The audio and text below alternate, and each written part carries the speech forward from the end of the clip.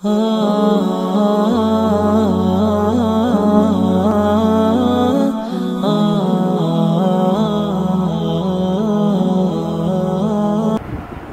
اقبال نے کہا ہے ضمیر مغرب ہے تاجرانہ، ضمیر مشرق ہے راہبانہ، کہ مغربی لوگوں کا سٹائل جو ہے نا تاجروں والا ہے، کوئی چیز ہمیں دے رہے ہیں تو ہم سے لیں گے کچھ، اور مشرقی لوگ راہبوں کی طرح بیٹھے ہیں، بس جو مل گیا ٹھیک ہے جی، کوئی جدوجہد کوشش نہیں کرتے۔ وہاں دیگر کو ہے لہجہ لہجہ، یہاں بدلتا نہیں زمانہ، وہ ایک ایک منٹ سے فائدہ اٹھا رہے ہیں۔ خبر نہیں کیا ہے نام اس کا خدا فریبی کہ خود فریبی، عمل سے فارغ ہوا مسلمان بنا کے تقدیر کا بہانہ۔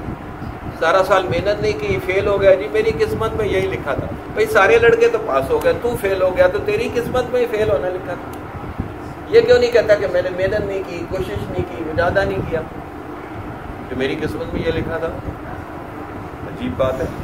یقین مانیں کہ اگر ہم اپنی زندگی سے فضولیات کو نکال دیں تو ہمیں کئی گھنٹے ذکر فکر اور قرآن و حدیث سمجھنے کے لیے مل جائیں گے۔ تجربہ کر کے دیکھ لیں اور پھر دیکھیں کہ اللہ تعالیٰ وقت میں کتنی برکت عطا فرماتا ہے۔ اگر کبھی فضولیات میں پھنس جائیں تو دل میں اس کے لیے بیزاری ہو، اس پر توبہ استغفار کریں۔ اور شیخ فرماتے ہیں کہ عام لوگ گناہوں پر توبہ استغفار کرتے ہیں، نیک لوگ اپنے دل کی غفلت پر استغفار کرتے ہیں۔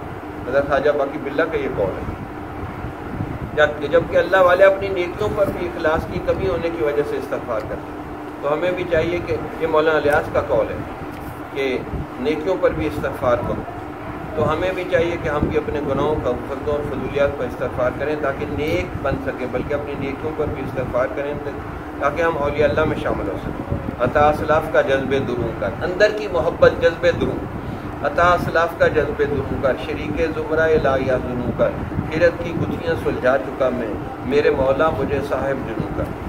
جمال الوجود بذكر الإله وتصفو الحياة بنور هداه، جمال